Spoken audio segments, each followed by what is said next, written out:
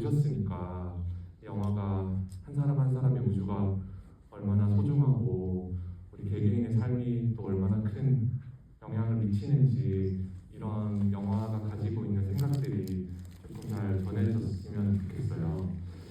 저희가 오늘 이제 개봉 3일째 되고 개봉했는데 저희가 연말에 큰 대작들 사이에서 뭐 시장을 이끄는 작품이 아니다 보니까 규모가 크지 않은데 그러다 보니까 시간대도 조금 보시기 어려운 시간대도 많았는데 저희가 감사하게도 독립예술영화 박스오피스에서 1위를 하고 있고 또 오늘 이렇게 200분이 다 매진을 해주셔가지고 저희가 좀 용기를 내서 연말까지 다음 주까지 영화를 잘 뽑을 수 있게 됐어요. 그래서 다시 한번 감사드립니다. 오늘은 저 천문학자라고 알려진 신채경 박사님 모시고 저희 좋은 시간 가져볼 텐데요. 사실 여러분들께도 그럴 수도 있고 저 같은 그냥 일반 사람한테도 천문학자라고 하면 뭔가 되게 꿈만 같은 직업이잖아요. 쉽게 접할 수 없는 직업이기도 하고 그래서 신채경 박사님께 저희가 한번 마침 이런 척일생이라는 영화가 있으니 이런 영화를 보면서 이 영화에 나오는 우주에 대한 이야기, 사람과 우주에 대한 이야기 이런 말씀을 나눠보고 싶었는데 멀리 대전에서 홈케이도 관객분들과 대화를 하고 싶다고 와주셨고 오늘 박사님께 저희가 많은 질문들 드리면서 이야기 나눠보고 또 여러분께 제가 질문 드릴 때는 질문도 좋고 이 영화나 본인에 대한 하고 싶은 이야기 하시는 것도 좋으니까 편안하게 연말에 좋은 한 시간 같이 보내시면 좋겠습니다. 그러면 일단 오늘 이 자리에 주인공이신 신채경 박사님을 달로 모셔보겠습니다. 박수 부탁드립니다.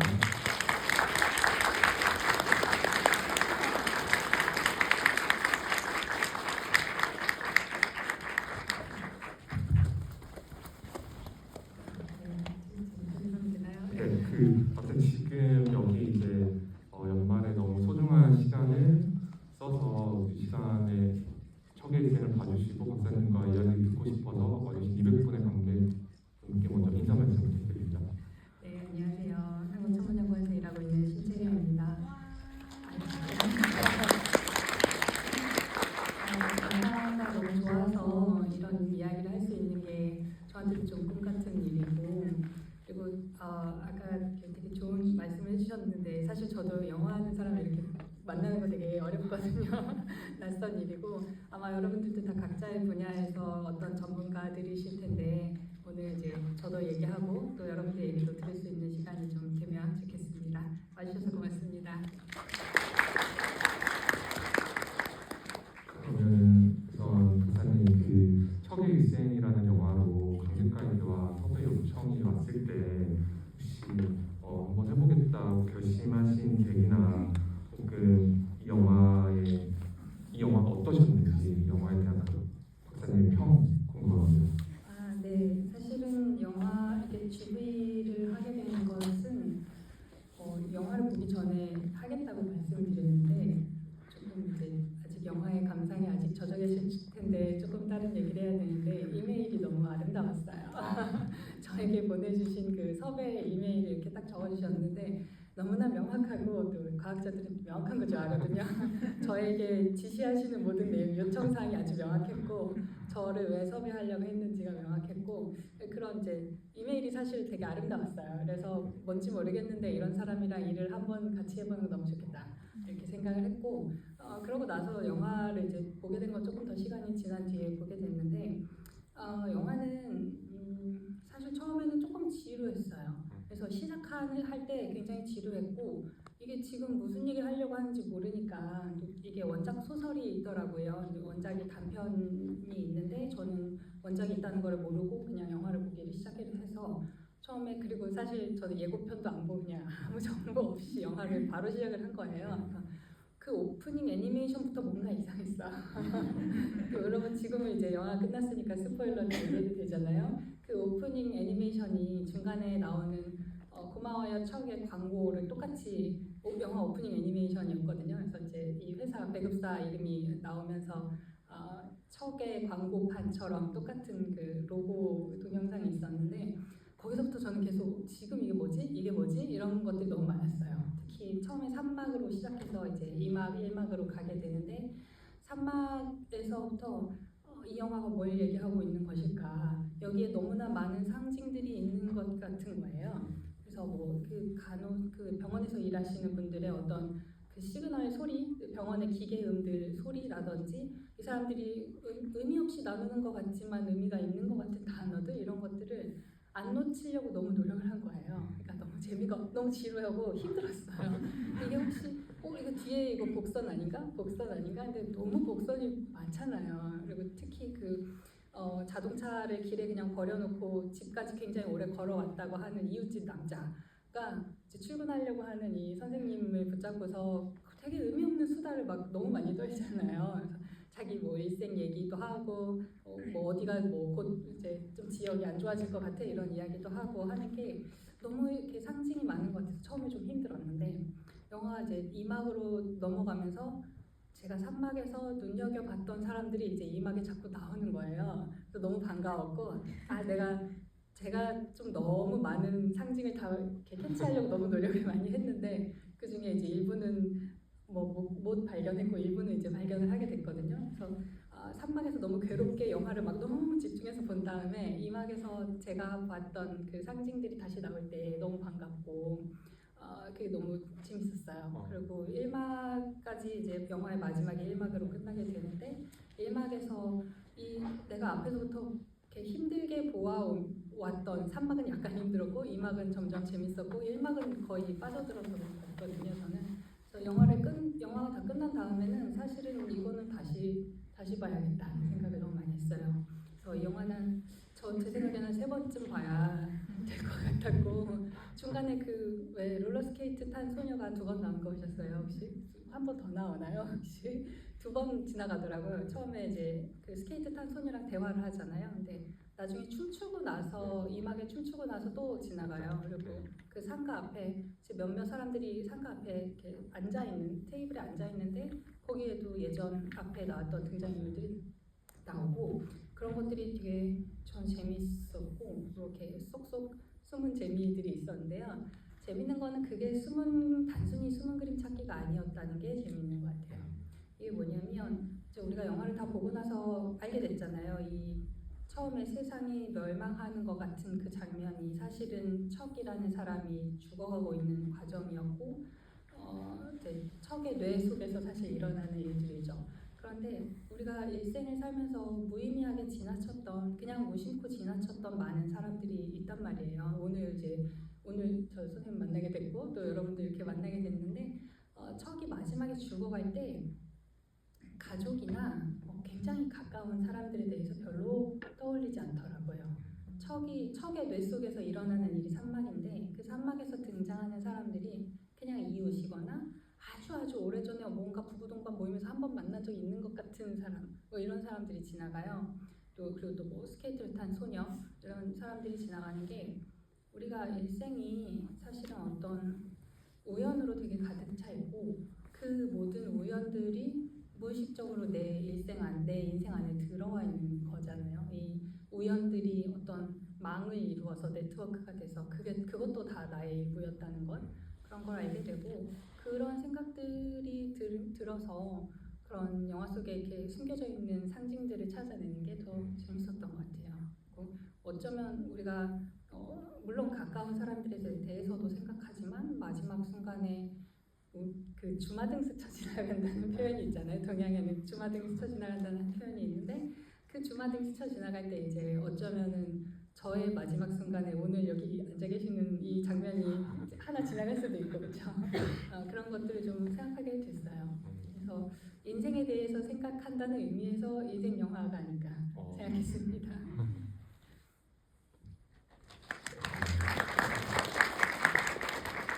강사 말씀 듣는 동안 신철경 박사님 아니고 영화평론가 말씀 듣는 줄 알았어요. 그래서 1막에 나왔던 그 주마등 같은 사람들이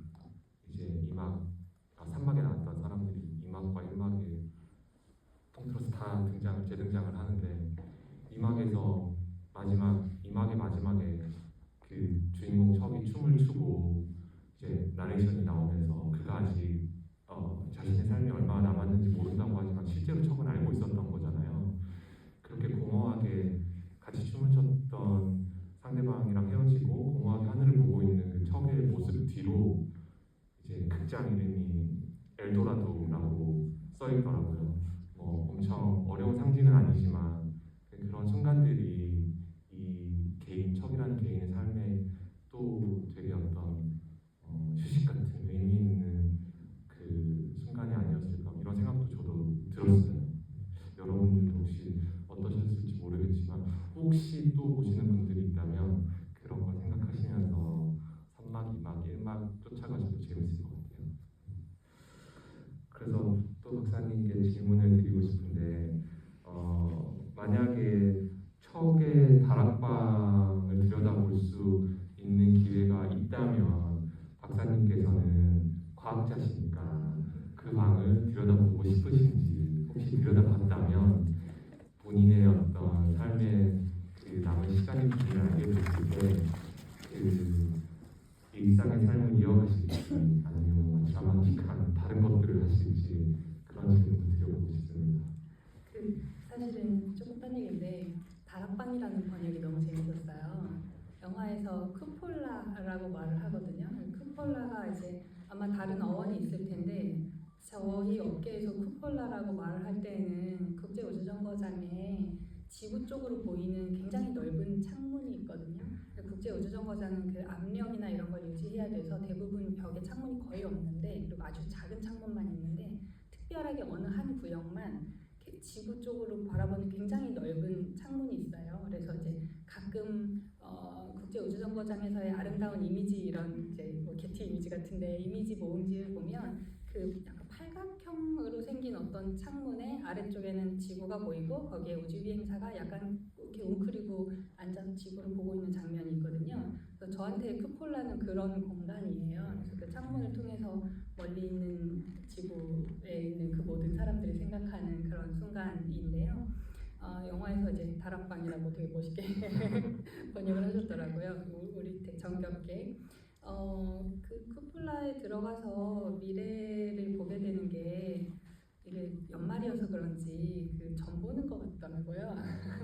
토정 비결 내년 거를 보셨나요? 이제 그 타이밍인데 우리가 사주팔자 뭐 토정 비결 이런 걸 보면 내가 운명이 어떻게 될지 궁금해서 보는 거잖아요. 앞으로 어떻게 될지가 궁금한 것이고 근데 그걸 본다고 해서 그걸 다 믿지는 않으시지 않나 싶습니다. 그냥 좋은 얘기 하면 좋은 얘기 듣고 신나가지고 집에 오고 뭐 좀 나쁜 얘기 하면 하나도 안 맞네 이러면서 신발이 떨어졌어 이러면서 그냥 집에 오고 그러잖아요. 그런 약간 너무 대통령적으로 비유를 하면 뭐 신점을 보는 것 같은 그런 얘기인데 그거를 믿느냐 안 믿느냐는 본인이 판단할 수 있는, 선택할 수 있는 것 같아요. 만약에 그게 자기의 정해진 운명이 사실이라고 하더라도 그걸 믿을지 안 믿을지는 남은 인생을 살아가는 동안에 본인이 그걸 믿을지 안 믿을지는 자기가 선택할 수 있고 그리고 자기가 그 운명이 정해져 있다고 하더라도 그 전까지는 어떻게 살아갈 것인가는 역시 본인이 선택할 수 있거든요. 그래서 저는 보고 싶을 것 같기도 하고 안 보고 싶을 것 같기도 하고 굉장히 고민을 많이 할 것 같은데 아마 보더라도 그 내가 본 것에서 벗어나려고 노력을 많이 할 것 같고요. 그런 게 보이는 줄 알면 안 들어갈 것 같아요. 그리고 만약에 모르고 봤는데 그런 게 보이면 이제 아마 잊으려고 노력을 하거나 아니면 다른 방식으로 이제 이거 바뀔 수도 있을 거야 아니면 이거는 틀렸어 뭐 그냥 망상이 보인 거야 이렇게 생각하면서 넘어가려고 하지 않을까 생각이 들어요. 근데 이제 척은 점점 알게 되잖아요. 저 손등에 있는 상처를 보고 저 사람이 나구나. 그리고 누워있는 사람의 그렇게 늙지 않은 얼굴을 보고 내가 그렇게 늙지 않은 나이에 저 운명을 맞게 되는구나 이거를 이제 알게 되니까 아마 그렇게 자기 인생의 마지막을 알고 걸어가는 건 굉장히 어려운 일이 아니었을까 그런 생각이 많이 들었습니다. 저는 알면 안 볼 거, 알았으면 안 봤을 것 같아요. 그리고 그 박사님께서 어딘가에서 이제 하신 말씀 중에 내가 제일 사랑하는 사람은 나 자신이고 그리고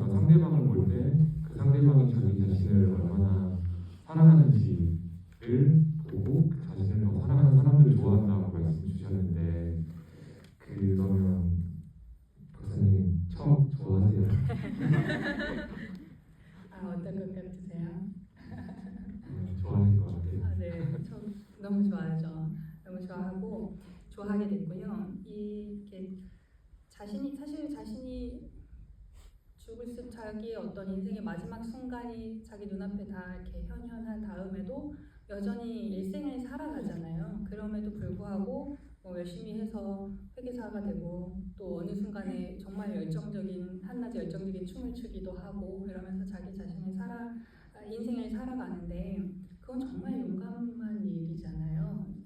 이렇게 절망할 수도 있어요. 어떤 사람 절망할 수도 있어요. 그리고 사실은 그 할아버지가 그 절망과 인생 사이에서 좀 계속 왔다 갔다 하셨던 것 같아요. 그러니까 할아버지가 술을 많이 드시는 걸로 표현이 되는데 어쩌면 그분이 술을 많이 드시게 된 이유는 한편으로는 굉장히 논리적인 회계사이지만 한편으로는 자기가 목격해야 할 수밖에 없었던 이웃이나 다른 사람들의 죽음 또 자기 자신의 죽음을 보았기 때문에 그리고 그게 이제 실현되는 것까지 겪었기 때문에 아마 술로 그렇게 하루하루 버티신 게 아닌가 생각이 드는데 이 손자가 되는 척은 그럼에도 불구하고 술로 시간을 많이 보내는 대신에 자기가 할 수 있는 것들을 이제 다 해온 것 같고요. 그런 게 굉장히 그러니까 저는 그럼에도 불구하고를 되게 좋아해요. 그래서 그렇게 자기의 운명이 그런 방식으로 정해져 있다는 걸 알고 있는데 그럼에도 불구하고 일상을 잘 살아가고 멋있는 춤도 추고 이렇게 하고 있다는 게 저는 굉장히 아주 마음에 들었어요. 그리고 이거는 약간 저희 척의 지금 공통 질문 같은 건데요. 그 해외에서 이 영화를 먼저 본 사람들이 누군가 이 영화와 주인공 톰 히들스턴에 대해서 이 영화에서 톰 히들스턴은 영화 중간에 등장해서 춤만 추고 사라진다. 그런데 남겨진 영화는 슬프고 희망이 가득했다. 이렇게 표현하기도 했거든요. 박사님이 보시기에 이막에서 척은 외쳤을까요, 춤을? 근데 너무 잘 추지 않았어요? 배역이 아닌 것 같았는데 그 춤을 준비하는 게 이 영화를 준비하는 정보였다고 하더라고요. 구두가 실제 구멍이 날 정도로 엄청나게 런던의 그 댄스 아카데미에서 개인 연습을 엄청나게 많이 했다고 하더라고요. 그 춤의 장면이 너무 대단했고 사실 춤을 추는 그 거의 실시간의 러닝타임 있잖아요. 그 시간이 그 오랫동안 되게 춤을 추고 있는데 정말 연습을 많이 하셨을 거라는 생각이 일단 들었고 그게 누구나한테 있는 어떤 기쁨과 환희의 순간이라고 저는 생각했어요.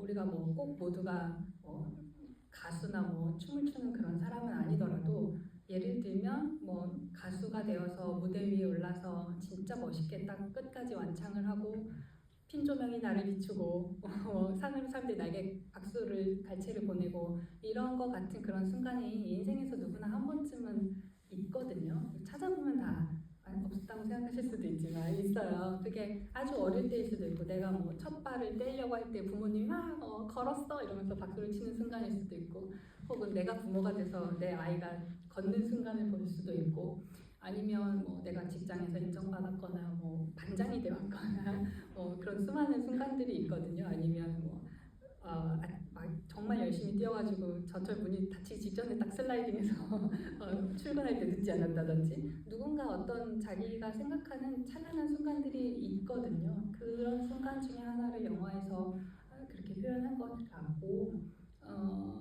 꼭 춤추는 시간이 아니었더라도 아마 다른 종류의 어떤 순간이든 간에 누구나 인생에서 항상 자기 자신이 제일 빛나는 것 같은 그런 순간이 있다고 생각해요. 그래서 그게 이제 척의 인생에서는 아마도 이렇게 돌아가신 할머니의 기억을 다시 떠올리면서 또 자기가 이렇게 굉장히 지루해 보이는 일상을 살고 있지만 그 안에 열정이 있고 길을 가다가 문득 춤을 출 수 있는 그런 자유로움이 있고 그런 아마 자기 인생에서 굉장히 행복했던 순간으로 그리고 그 되게 인상적인 성우가 계속 내레이션을 하고 있는데 나레이션이 그렇게 얘기하잖아요. 그 멈춰야 될 때가 언제 떠나야 될 때가 언제인지를 아는 사람들이라고 한 번 더 이렇게 해도 다 멈추고 딱 그만두잖아요. 그런 멋있는 마무리까지 했던 것이 아마 이 척의 일생에서는 굉장히 빛나는 순간이 아니었을까 싶고 이제 이게 2막이지만 3막에서부터 우리는 영화를 보아왔기 때문에 이게 척이 인생의 마지막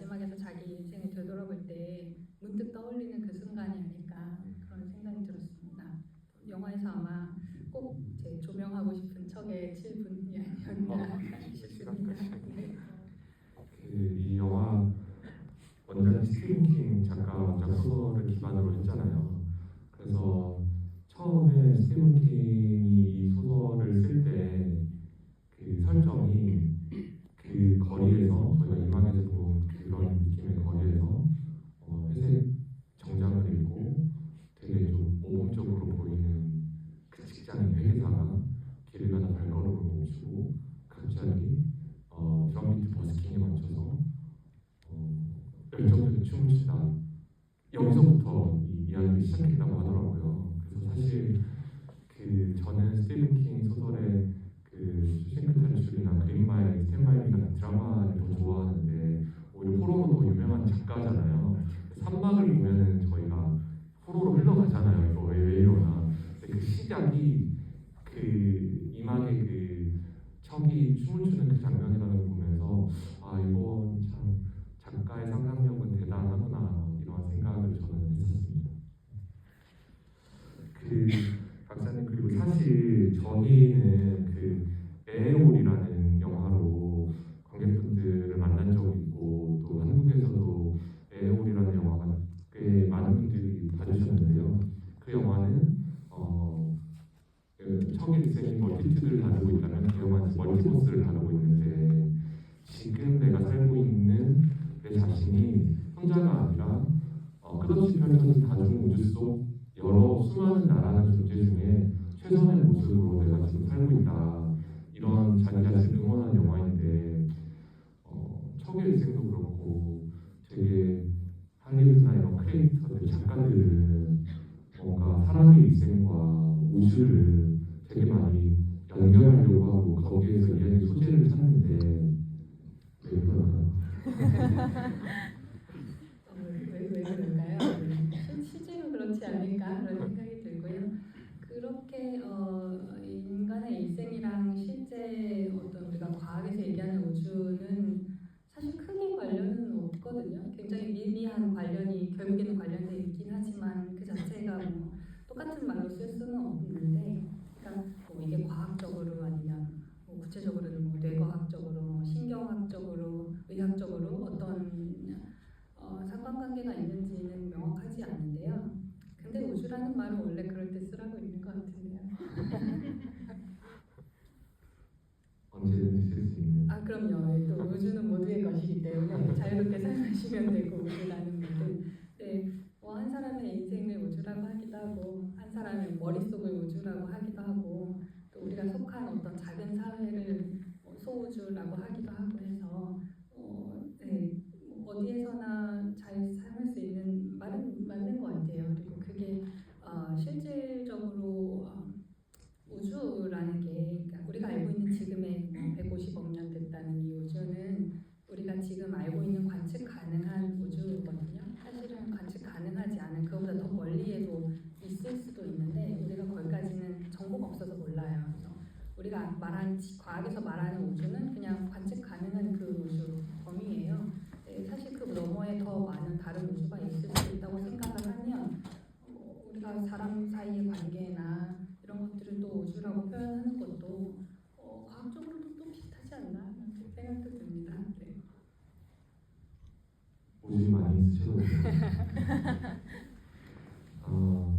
저 개인적으로 궁금한 질문이 있어가지고 박사님께서 이렇게 저희를 만나러 와주신다는 얘기를 듣고 박사님에 대해서도 좀 공부도 하고 과학적인 질문을 하나는 드려야 될 것 같아서 교보문고 가서 이제 고등학생 과학실 어렵더라고요. 중학생 과학 교재를 봤는데 이것도 안 되겠더라고요. 그래서 제가 드릴 수 있는 최선의 과학적인 질문이 뭘까 오래전부터 생각해오던 거를 여쭙고 싶었고 그걸 여쭈면 박사님께서 과학적으로 설명해 주실 것 같았어요. 그래서 박사님 제가 제일 궁금한 건 실제로 궁금한 거고 사람이 죽으면 별이 되나요? 사람이 죽으면 별이 될까요? 네, 그런 질문을 하시려고 교재를 찾아보셨어요. 네, 제일 똑똑할 때가 고등학생 때인 것 같아요. 진짜 어려워요. 고등학교 고등학교 교재는 사실 되게 어렵고 중학교 교재도 쉽지 않고 만만치가 않습니다. 근데 사실 드리고 싶은 이제 말씀은 물론 이제 그 사전 조사를 열심히 해오는 이 정성과 열정 너무 감사드리지만 한편으로는 과학자를 만난다고 해서 과학적인 이야기를 꼭 할 필요는 전혀 없거든요. 그래서 마치 이게 질문 1, 2, 3번까지는 영화 질문이고 4번은 과학 질문 이렇게 구분 지어 놓으시면 오히려 저는 그럴 필요 없다고 생각을 해요. 그게 오히려 더 라벨링을 하는 효과인데 라벨링을 해서 더 과학이랑 가까워지는 게 아니라 라벨링을 해서 여기서부터 과학이니까 내가 몰라도 되고 여기서부터 과학이니까 내가 그냥 크게 신경 쓰지 않아도 돼라고 구분을 지어버리거든요. 근데 사실 그런 것들 과학은 일상에 너무 많이 있고 제가 지금 이 무선 마이크를 얘기하고 있는 거 너무 과학 아닙니까? 근데 우리가 마이크를 들고 얘기할 때 누구도 마이크의 원리에 대해서 얘기하거나 그렇지는 않거든요. 그냥 과학은 너무나 일상에 그냥 다 이렇게 스며들어 있는 것이어서 과학을 꼭 이렇게 따로 구분해서 여기는 과학한 이렇게 해서 이렇게 딱 서랍에 딱 넣고 뚜껑 딱 닫아버리지 마시고 그냥 우리가 영화 이야기를 할 때 뭐 예술가도 있고 뭐 과학자도 있고 뭐 사서 선생님이 계실 수도 있고 배우가 계실 수도 있는데 각자 자기의 이야기를 하게 되는 것 같아요. 그래서 제가 이야기하다 보면 뭐 어쩔 수 없이 제가 아는 게 이제 그런 쪽이니까 과학 얘기가 좀 나올 수 있게 되고 뭐 그런 정도입니다. 그래서 혹시 이제 과학자를 만나시게 되더라도 긴장하지 마시고 그냥 똑같은 이야기를 누구나와 할 수 있는 같은 이야기를 하시면 예술가는 예술 이야기를 할 거고요. 과학자는 과학 이야기를 할 겁니다. 사람이 죽으면 그래서 별이 되냐는 질문이신데 사람이 죽으면 별은 안 되고요. 지구가 돼요. 지구가 됩니다. 우리가 죽으면 묻히거나 매장, 태워진 다음에 어딘가에 이렇게 보관되거나 화장, 아니면 바다에 뿌려지거나 수장, 이런 수목장, 여러 가지가 있는데 결국에는 우리가 지구 안에 일부가 되거든요. 그리고 그래서 사람 죽으면 일단 무엇이 되는가 지구의 일부가 되고요. 근데 지구는 그러면 언제까지 존재하느냐 하면 태양이 수명을 다할 때 태양이 죽을 때 지구가 같이 죽게 됩니다. 우리는 태양에 딸려 있는 식구들이기 때문에 태양이 일생을 마감할 때 그 안에 있는 행성들도 같이 마감을 하게 되는데요. 별이 죽을 때는 별의 그 크기에 따라서 다른데 어떤 별들은 빵 터지면서 일생을 마감하게 됩니다. 그래서 우리가 뭐 신성, 초신성이라고 부르는 게 그런 것들인데 별이 마지막에 죽을 때 빵 터지면서 자기가 갖고 있는 그 태양이면 태양계가 갖고 있던 그 물질들을 다 주변에 흩뿌리면서 죽게 되거든요. 그래서 걔네들이 이제 우주 공간 여기저기에 이렇게 퍼져 있다가 시간이 지나면서 점점 넓게 희박하게 퍼져 나가다가 어느 순간에 이렇게 누군가가 건드려주면은 거기에서 이제 물질들이 다시 뭉쳐서 다시 별이 돼요. 그래서 사람이 죽으면 일단은 지구가 되고 그 다음에 태양이 죽어야 되고 그 다음에 우주의 먼지가 됐다가 다시 누군가가 섭동을 해서 이렇게 별이 탄생해야 되는데 아무튼 그러고 나면은 별이 될 수도 있습니다. 많은 시간이 걸린 뒤에 왜냐면 우주는 재활용을 잘하기 때문에 이게 뿜어져 나온 물질들이 다시 또 뭉쳐서 별이 되기 때문에 조금 시간은 걸리지만 언젠가는 별이 될 수 있습니다. 영화나 드라마에서 보면 애들한테 아빠 엄마가 없는 애들한테 아빠는 별이 됐어, 엄마는 별이 됐어 이런 말들이 나오잖아요. 그냥 예쁜 말이 아니라 엄청 과학적인 말이었어요. 또 질문 하나 드리고 싶은데 그 영화에서 보면 이제 칼 세이건 우주달력 이야기가 나오잖아요. 그래서 우주의 나이를 1년으로 만들면 이제 인류의 출현은 마지막 10시 30분, 그러니까 12월 31일 밤 10시 30분이고 우리가 기억하는 모든 대부분의 현대적인 역사는 12월 31일을 마지막 10초 앞둔 그때 일어났다 이런 부분들이 있는데 이 대사를 볼 때 되게 막 먹먹하게 느껴지다가 또 시간의 상대성에 대해서 막 생각을 하려고 하다가 이제 더 과학적인 한계를 부딪혀서 막 감정이 나아가지 못했는데 이 장면에 대한 박사님도 생각을 또 여쭙고 싶었어요. 네, 시간의 상대성은 좀 다른 얘기고요. 그거는 시간의 상대성은 아니고 시간의 상대성보다는 이제 요거는 중학교 말고 초등학교 교재를 보셔도 되는데 이게 간단한 비례식입니다. 그래서 이제 우주가 처음 탄생한 시점으로부터 지금까지 뭐 한 150억 년 됐다고 지금 평가를 하고 있는데 그걸 그대로 이렇게 1년에다가 맞춰서 비례를 맞춰서 줄여보는 거죠. 우리가 영화 볼 때도 이 극장에 평면도가 나오잖아요. 그래서 어디로 이제 화재 나면 어디로 탈출해야 된다 이런 얘기 나오고 또 이제 스마트폰의 지도를 보시면 그 비례가 정확히 맞게 아주 넓은 지역이 내 손바닥만하게 줄여서 나오잖아요. 근데 비례가 맞단 말이에요.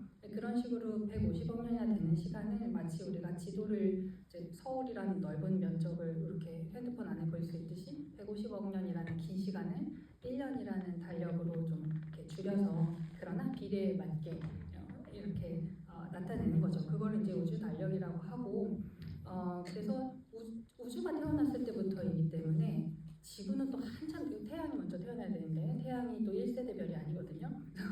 우주가 태어나야 되고 첫 번째 별이 태어나야 되고 첫 번째 은하가 태어나야 되고 그 다음에 이제 뭐 2세대, 3세대 정도 돼야 이제 태양이 등장하게 돼요. 그리고 나서 또 시간이 한참 지나야 지구가 태어나게 되고 지구가 처음 태어났을 때 생물은 없었다가 생물이 생겼는데 바닷속에 살고 있다가 그리고 또 육상으로 올라와서 인류가 등장한 거는 굉장히 지구 역사에서도 굉장히 최근이거든요. 그런 걸 생각해 보면 사실 너무 짧아요. 거의 찰나의 순간, 1년으로 쳐도 1년에 10초밖에 안 되는 순간이니까 굉장히 짧고 그렇게 생각하면 되게 우리가 뭔가 아무것도 아닌 것처럼 느껴지기도 하죠.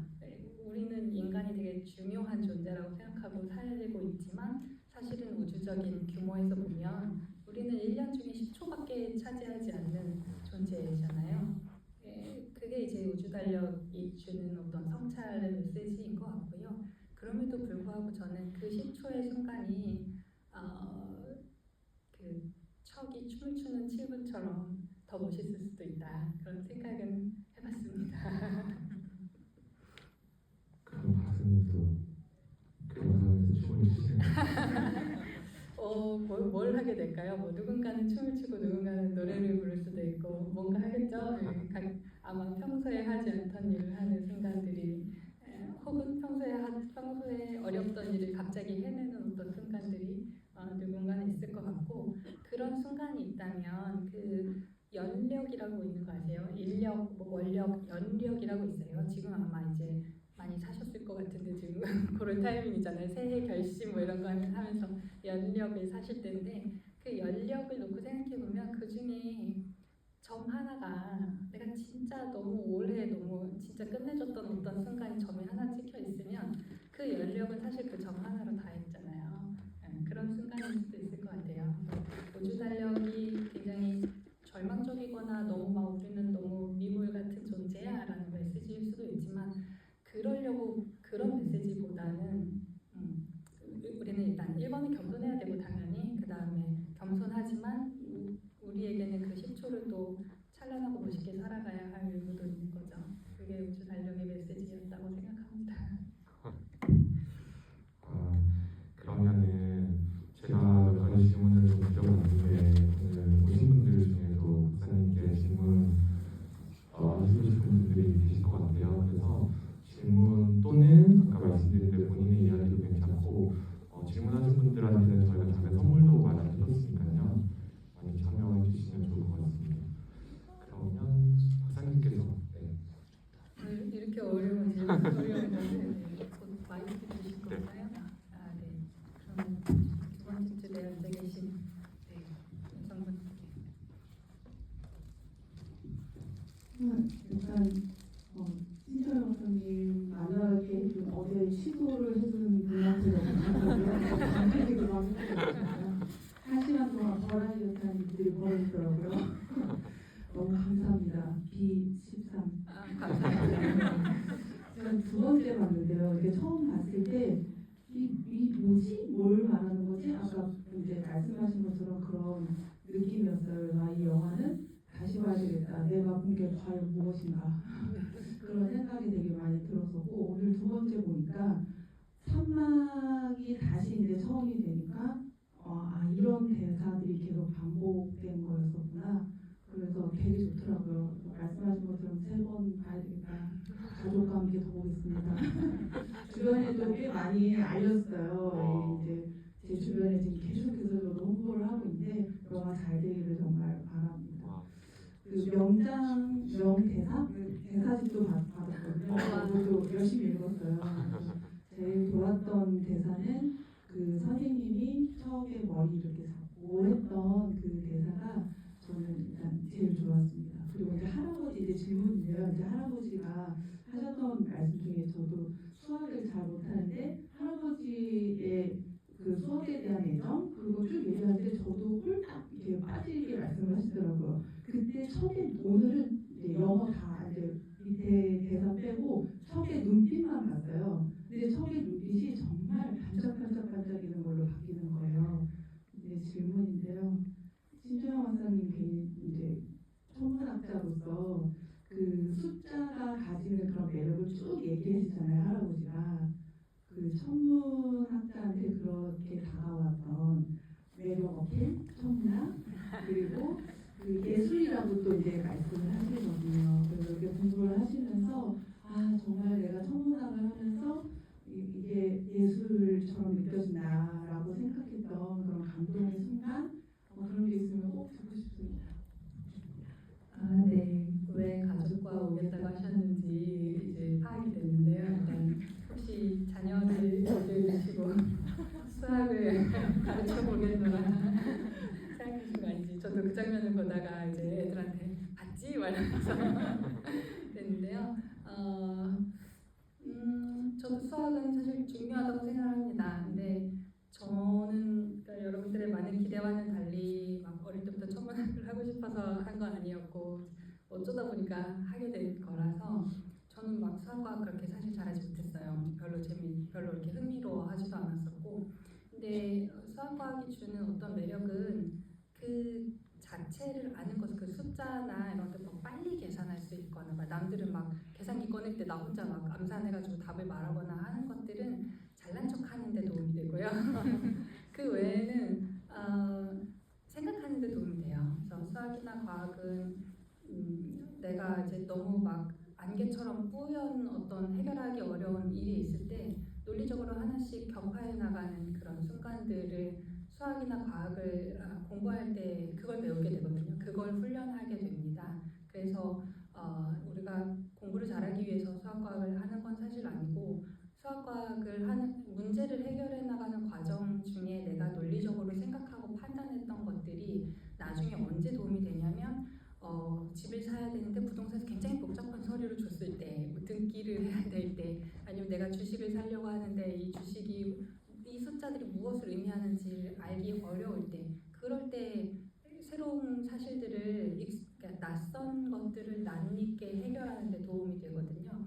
그래서 그런 뭐 숫자나 이런 걸 가지고 어떤 희열을 느낀다기보다는 이런 이제 논리적으로 생각하고 하나하나씩 단계적으로 판별하면서 나아갈 수 있는 것들이 사실 거의 일생의 거의 매 순간인 것 같아요. 그래서 저는 이제 천문학은 또 매니아들이 많이 하는 분야이다 보니까 주변에 천재 같은 사실 동료도 있거든요. 저는 아닌데 주변에 천재 같은 친구들이 있는데 그분들에게는 이제 그게 희열의 순간일 수도 있고 저한테는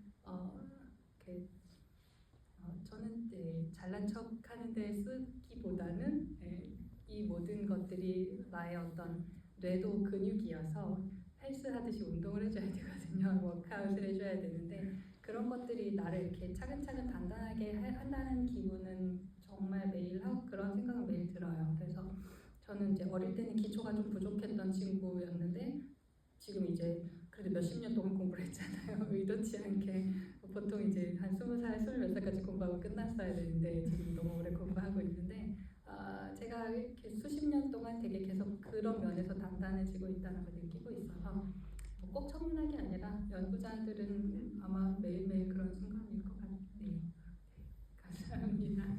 그리고 영화 3번 화이팅입니다.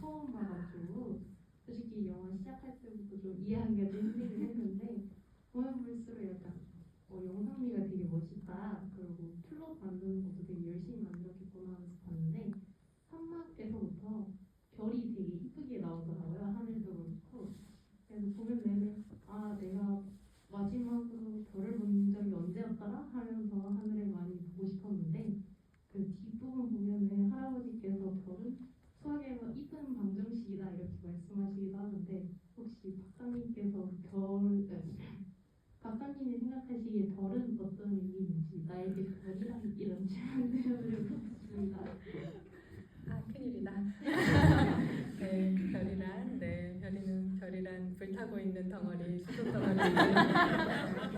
우리가 보고 있는 모든 원소들이 다 별에서 생성이 되었고요. 특히 철보다 무거운 원소는 별이 죽을 때 생겨난 것이고, 철까지는 별에서 생겨났고요.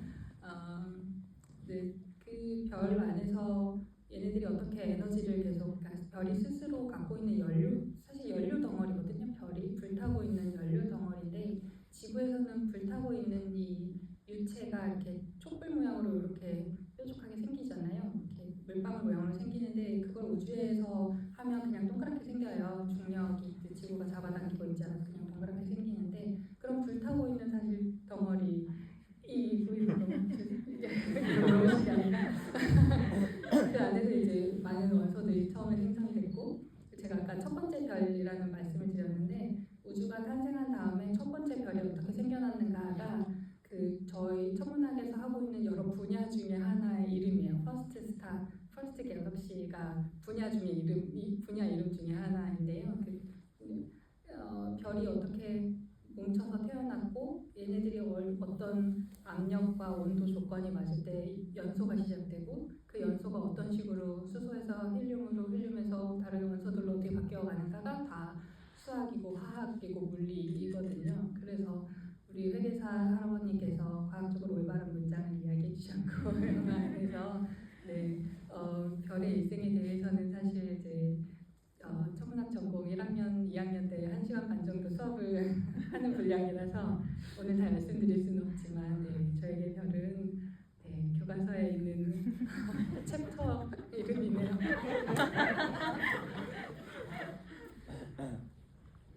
네, 우리 지안님 좀 뽑아주시죠.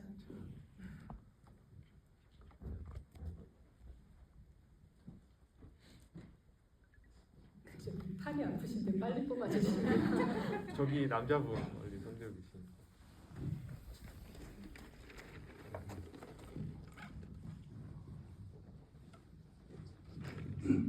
예, 저도 표가 취소된 덕분에 감사하게도 오늘 영화를 보게 됐고요. 저는 이제 질문이라기보다는 제가 중간에 영화를 볼 때 그 다락방의 의미에 대해서 되게 좀 생각을 많이 했는데, 처음에는 이제 부모님이 돌아가신 유품이 거기 있는 게 아닐까 이런 생각을 하다가, 마지막에 의도치 않은 그런 유령 이런 얘기를 봤을 때 느껴졌던 게, 사람이라는 게 어쨌든 죽음을 언젠가는 죽는다는 걸 알고 있는 거잖아요. 근데 박사님도 얘기했듯이 우리가 인생을 살아가는 데 있어서 뭐 죽음을 알고 있는데도 그런 어떤 의미를 찾아가는, 의미를 왜 살아야 되는지 고민하면서 살아가는 게 좀 무의미하지 않을까? 어떤 중간에 춤추는 것처럼 그런 찰나, 그 한순간으로도 인생을 살아갈 의미가 있다라는 생각이 들기도 했고요. 그 다음에 아까 사회자님이 질문하셨던 약간 뜬금없었던 것 같은 사람이 죽어서 별이 된다는 질문에 그 박사님이 사람이 죽어서 지구가 된다고 말씀해 주셨잖아요. 약간 그 혼자 생각했던 게 지구도 별이니까 별이 되지 않을까. 그리고 이 영화에서 한 사람만의 우주가 들어가 있다는 게, 사람은 죽어서 별이 되고 우주의 지구는 우주의 하나이고, 그 다음에 그렇다면 반대로 사람이 우주일 수도 있겠다. 공부라는 좋은 질문과 좋은 답변이었던 것 같아서 참 뜻깊은 시간이었고, 오늘 동안 너무 재밌게 봤습니다. 아니, 감사합니다. 네. 근데 박수 치지 마시고, 왜냐하면 지구는 별이 아니에요. 네, 죄송해요. 지구는 내가 왜 죄송한지 모르겠는데 지구는 행성, 태양이 별인데요.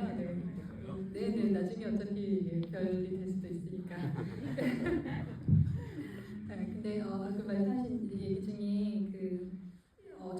이제 죽을 거를 아는데 살아가는 의미가 있나라는 생각과 그럼에도 불구하고 의미가 있다라는 생각을 동시에 하셨다고 해서 생각해볼 말인 것 같습니다. 저는 이제 그 첫 번째까지만 듣고서 그럼에도 불구하고 살아갈 의미는 당연히 있다라고 이제 말씀을 드리려고 했는데 그 뒤에 바로 이어서 똑같은 얘기를 해주셨어요. 저는 인생이 우리가 종착점이나 뭐 우리가 살면서 이루어야 할 어떤 목표 이런 거를 생각하면서 인생을 살아야 될 의미는 저는 없다고 보는 편이거든요. 그런 식으로 어떤 우리가 뭘 이루기 위해서 어떤 원대한 목표에 닿기 위해서 그렇게 살아가는 거는 저는 그건 큰 의미가 없다고 생각을 하는데 그럼에도 불구하고 오늘 하루하루 한순간순간을 살아가는 건 언제나 의미가 있다고 생각을 합니다. 그래서 영화를 보는 동안에 그 두 가지를 사실 다 생각하게 되는 것 같아요. 살아가는 게 무슨 의미가 있지? 랑 그럼에도 불구하고 살아가는 게 의미가 있네?를 두 가지 다 생각하게 됐는데 아마 많은 분들이 이 영화를 보면서 비슷한 감상을 느끼신 것 같아요. 그래서 반가웠습니다. 지금 잠깐만 방금 질문해 주셨던 분께 저는 박수 치고 있었는데 지금 여전히 저는 박수를 잘 안 가고 있는데 저도 비슷한 생각을 많이 했어요. 저는 최근에 저희 몇 주 전에 저희 아버님께서 세상을 떠나셨는데 저는 오늘 박사님께 이 얘기를 듣고 아직도 많이 슬퍼하고 있는 저희 아내에게 가서 빨리 가서 아빠는 별이 된 거야. 박사님께서 말해주셔서 아빠는 별이니까 조금 덜 슬퍼해도 돼. 얘기 너무 해주고 싶은데 그 해주러 갈 건데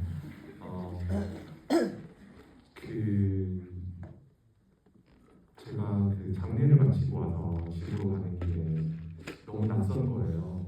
같은 길인데 햇빛이 다르고 바람이 부는데 온도가 다르고 너무 다른 기분을 느껴서 한 사람의 우주가 사라지면 어떤 형태로든 제 개인적인 감정일지라도 영향을 줘서 이렇게 뭔가 다름이 나에게 오는구나 이런 생각을 하면서 이 영화 준비하고 있는 이 영화 생각을 안 할 수가 없었어요. 그래서 가끔 직장인으로서 이 일도 제가 일이기 때문에 하는 것도 있지만 그거를 초월해서 뭔가 내가 하고 있는 일로 내가 아는 사람들 혹은 내가 전혀 모르는 사람들 혹은 내 인생에서 또는 여러분 인생에서 저희가 스쳐 지나가는 사람일 수 있는데 좋은 영향을 주고 싶다는 생각을 되게 많이 하게 됐어요. 이번에 그냥 회사의 어떤 성과나 실적 이런 거 외에 더 의미가 너무 있는 작품이어서 이 영화를 연말에 개봉을 꼭 잘 하고 싶었고 그래서 오늘 이렇게 저희가 두 번째 하는 GV도 매진이 됐다고 했을 때 너무 이런 영화가 있으니까 이걸 핑계로 이런 얘기도 하고 싶었어요. 정말 영화를 보고 나면 내 옆자리에 있는 한 사람 한 사람이 얼마나 귀하고 소중하고 한 사람 한 사람이 우주고 또 별이고 그럴 수 있다는 얘기를 하면서 아직 1년이 다 끝나지 않았으니까 뭔가 이루지 못해도 박사님 말씀처럼 그것도 괜찮을 수 있고 뭔가 이루고 싶은 것도 또 내년 1년을 살아갈 수 있는 또 시간이 있으니까 그런 이야기들을 하면서 뭔가 여러분 한 분 한 분이 되게 소중하다라는 제가 살면서 해보지 못한 그런 이야기들을 너무 전해보고 싶었어요. 이 영화를 통해서.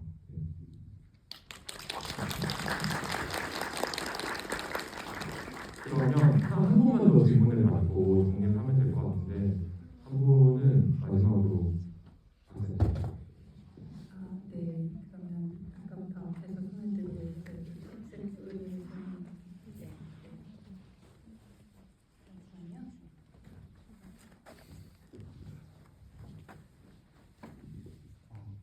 안 된 줄 알았는데 감사합니다. 일단 3막이잖아요. 그래서 첫 번째 막은 톰 크루즈 나왔던 바닐라 스카이 후반부가 생각났고 두 번째 2막은 다들 공감하시겠죠. 라라랜드 같이 듀엣 추는 게 생각났고 세 번째는 저는 개인적으로 올해 한 중순쯤 개방 일본 영화 첫 번째 키스랑 진격의 거인에서 이제 LN이 히스토리하고 키스하고 나서 썩은 표정 그게 좀 생각났거든요.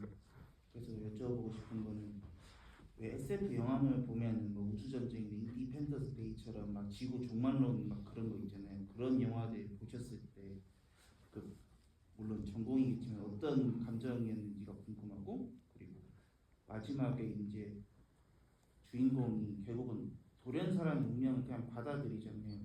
근데 그런 생각이 있어. 운명을 바꿀 생각은 왜 안 했지라는 생각이 좀 들거든요. 그래서 아니 작가님, 박사님이 뭐에서 운명을 알았어요. 그러면은 혹시 받아들이는 편인지 바꾸시려고 노력을 하시는지, 엔드게임처럼 바꿀 수 있잖아요. 그런 시도들 하잖아요. 그래서 좀 그게 궁금해서 드립니다. 네, 이렇게 저의 맞춤형 질문에 감사드리고요. 저는 사실 SF를 싫어합니다. 잘 안 보는데, 아니 이 영화가 철계의 일생이라는 영화가 어디에는 SF라고 홍보가 막 되고 또 어떤 데는 호러 영화로 소개가 되고 있고, 근데 사실 봤을 때는 드라마, 또 누구는 뭐 로맨스 이렇게 얘기도 하시고, 그래서 이 영화는 도대체 장르를 알 수가 없는 영화였던 것 같아요.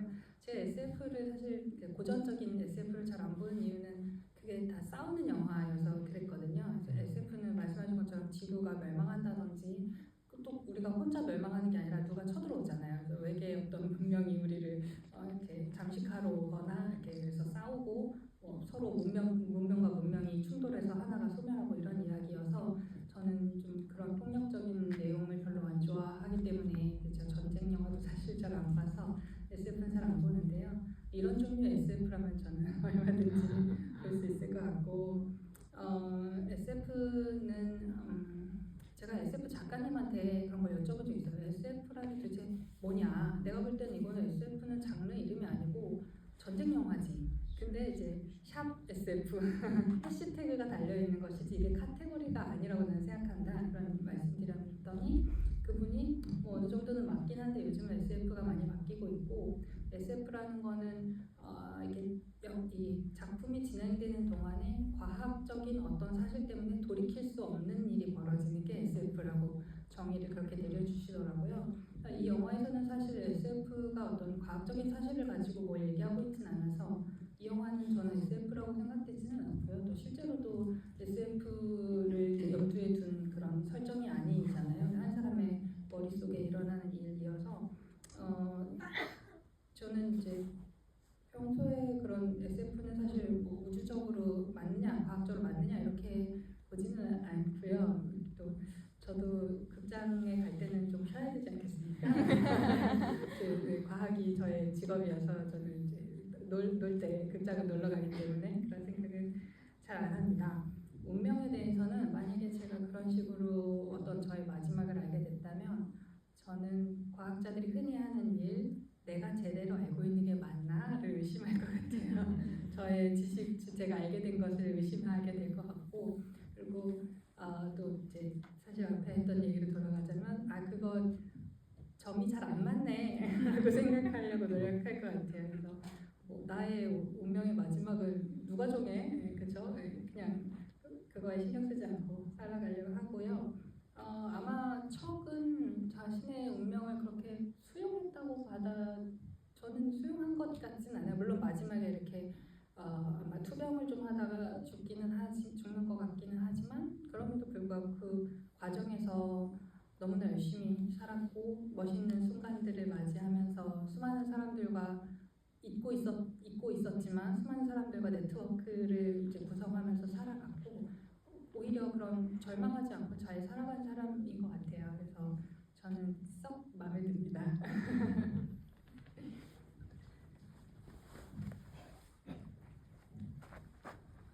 네, 항상 지구할 때 1시간 되게 길게 느껴지는데 너무 짧은 것 같아요. 1시간이 바로 다 끝나버려가지고, 일단 박사님 오늘 이제 올해 일주일간 남았는데 남은 일주일 동안 어떤 계획 있으신지, 또 오늘 와주신 관객분들 영광입니다. 네, 일주일 3영업일 남았는데요. 휴가가 3개가 남았는데 2월 되지 않는 촉진된 연차가 3개가 남았는데 3영업일이 남아서 지금 남은 다음 주에 다시 해야 되는데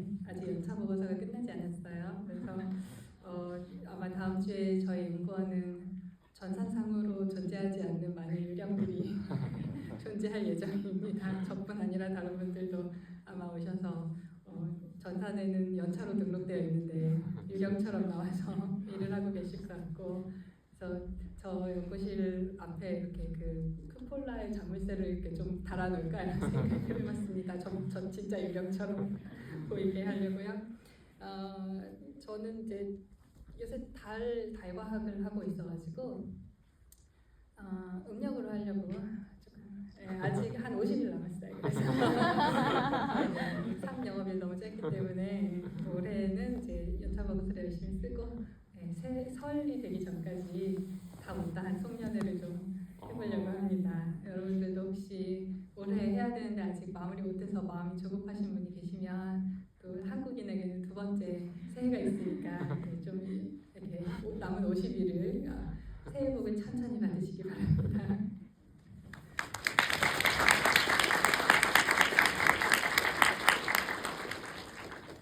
네, 여러분 음력이 나와 있습니다. 오늘 와주셔서 다시 한번 감사하고요. 저희가 오늘 이제 이틀, 3일째 됐는데 1만 명 관람객께서 봐주셨어요. 지금 연말에 100만 명, 200만 명 하고 있는 영화도 있지만 저희 몇 명이 이 영화 너무 좋고 아까 말씀 주신 대로 그 선생님 예고편을 보고 이 영화를 가지고 오지 않을 수가 없었어요. 그래서 이 1만 명이 넘는 분이 이렇게 2, 3일 만에 선택을 해주시는 것도 너무 놀랍고 감사하고, 저도 여러분 인생에 스쳐 지나가겠지만 그 조연으로서 여러분 인생을 응원한다고 말씀드리고 싶고, 3영업일 플러스 주말이 남았으니 5일 동안 할 수 있는 역전들을 이뤄내시고, 역전을 할 수 없으면은 정신 승리와 이 세계가 또 있으니까 거기서 꼭 승리하실 수 있다고 믿고, 영화가 혹시 재미있으셨으면 앱 들어가셔서 시발람평도 남겨주시고, 재미없었어도 남겨주셔도 괜찮고, 너무 재미있으시면은 주위에도 또 많이 알려주시고, 연말에 또 의미 있는 영화를 찾는 주변 분들이 있으면 오늘 경험 공유해 주셨으면 좋겠습니다. 오늘 와주셔서 너무 감사하고요. 저희는 또 다음에 좋은 기회로 뵙겠습니다. 멀리서 와주신 심채경 박사님 지금 또 망치하고